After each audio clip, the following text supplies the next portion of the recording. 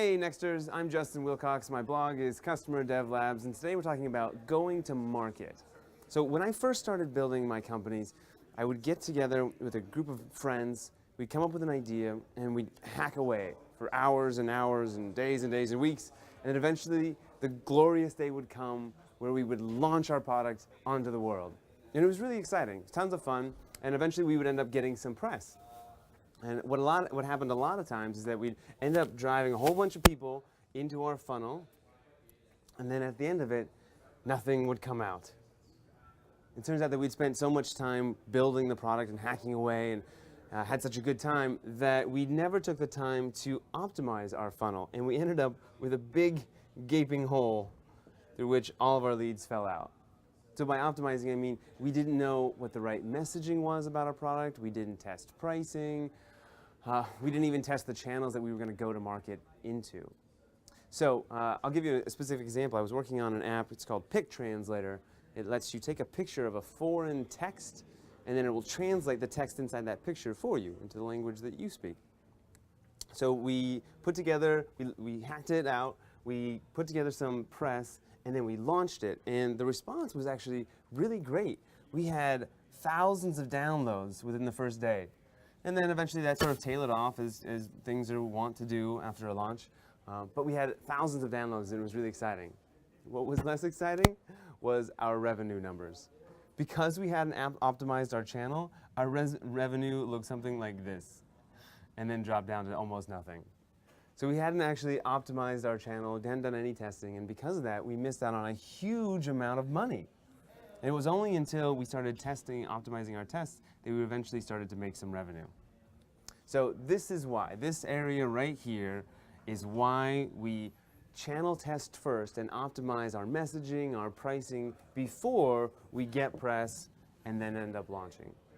Now the other reason we do this is because this launch card that we've got, we only get to play it once. The launch of your product is going to be the easiest press you ever get. It's still not easy, but it's easier than any other press.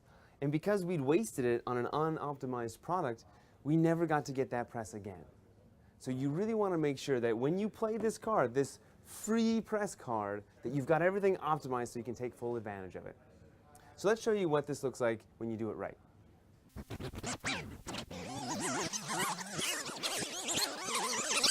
All right, what we really want to do is we want to go in reverse order. We want to test our channels first, optimizing our price point and our marketing message. Then, and only then, do we line up press and launch.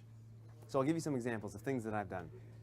I was working on an app to help people be on time. And I wanted to know, how do I market this thing? What's the right price point? And I wanted to know that before I built the product. So what I did is I used this software called Self-Starter. It's an open source crowdfunding platform. And I built a crowdfunding site. But I tweaked it a little bit. I added A/B testing to it. So what that means is that I could run a crowdfunding page, but I could have one of the pages say, always be on time. And then I could have another page, the B variation, say, never be late. Then I could send some folks to my website. Half of them would see this version, half would see the other version, and then I could figure out which one of these versions converted better. Now, converted is sort of a weird concept in terms of crowdfunding, because normally crowdfunding sites say, hey, if we can get up to $5,000 or 5,000 people to order, then we'll build the product. In this case, that's exactly what I told everyone, but I actually had no intention of ever reaching that goal. In fact, I wasn't even going to send a total of 5,000 people to the site, so there's no way we could meet the goal. What I was really trying to do is optimize the conversion rate so I could figure out how to make the most money per visitor. Speaking of which, once I optimized the marketing message, it was time to optimize the price point. So I tried some experiments where some people saw $5, some people saw $10, some people saw $20, and it turns out that the app converts the best in terms of dollars per visitor at $25. Now that's something I never would have known had I not tested it myself. Who would have thought an app can convert really well at $25? Now, of course, it feels a little funny to charge one person one price and another person another price. But at the end of the day, what I'm going to do is give everyone who ordered this free access to the app. So everyone will get it free. Another bonus about this test is that we tested pricing with actual credit cards. One of the hardest things to do is ask people what they would pay because they don't know. But if you make them get out their credit card, you're guaranteed to know that they would pay that price. All right, so once we've optimized our messaging and our price, now we can start turning on the press. Turns out there are two things that are key to getting press. One, relationships. The more relationships you have with bloggers and reporters, the better off you're going to be. It's the simple fact that they're more likely to write about you if they know you and trust you. The other thing that's going to help is if you do all the work for the reporter.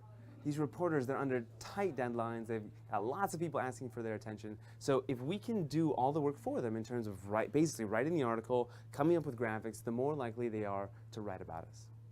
So a little hack that some friends and I put together, I'll tell you about, and it's actually kind of interesting because we have no PR experience at all, but this little growth hack ended up getting us a little press. So what we did is we realized that Google News, this is a website that aggregates news content from around the world. They actually have an API, and you can use that API to say, hey, Google News, give me all the articles about a certain topic. Now we were working on a crowdfunding aggregator. It was kind of a fun idea where, well, what if we took all the information from Indiegogo and Kickstarter and the other crowdfunding sites and put them all together on a map? So we asked Google News, can you give us all the articles that have been written about crowdfunding? And it did. And it turns out that we came up with a total of 700 articles that have been written about crowdfunding. So we said, great, we've got 700 articles that have been written about crowdfunding. Can we get the contact information for the authors of those articles? And we turned to Mechanical Turk for that.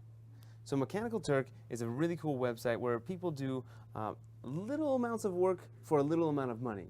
So we fed all 700 articles into Mechanical Turk and said, hey, I'll pay you 3 cents, a whopping 3 cents, if you will find the contact information for the person who wrote this particular article. And it worked. We ended up getting email addresses for 350 reporters who had written about crowdfunding. So to us, this was a gold mine, right? No PR experience at all, but we suddenly had email addresses and first names of all the people who'd written, or half the people who'd written these articles. So then we built our press kit, and this is about doing all the work for the reporter. This press kit was just a blog post. It was password protected, but inside it we had infographics about our launch. We had the bios of the entire team, screenshots of the product, and most importantly, we had why we were building it. Reporters really like to talk about the founders of a company and what their motivation is in solving a particular problem. So make sure when you do your press kit, you include that information. We also said that this information is under embargo. And what that means is that no one who we sent the information to is allowed to write about it until we say so. What that prevents is one author writing about your article and then sort of taking all the steam out of it for everyone else because they all want to be the first to publish it to their readers. So we sent our press kit to these 350 people, said don't write about us until we say so, and then we said so. So then we officially launched. We said, okay, you guys can write about us now, and it resulted in write-ups in Forbes, Mashable, Wired wrote about us twice, the Next Web. In fact, we got written up in 13 different places on our launch day, even though we had no PR experience and we spent 3 cents per email address. So that's how you can hack together a strategy to optimize your channel and then go get press and launch. I'm Justin Wilcox. The blog is Customer Dev Labs. Get out there and let me know what you learned.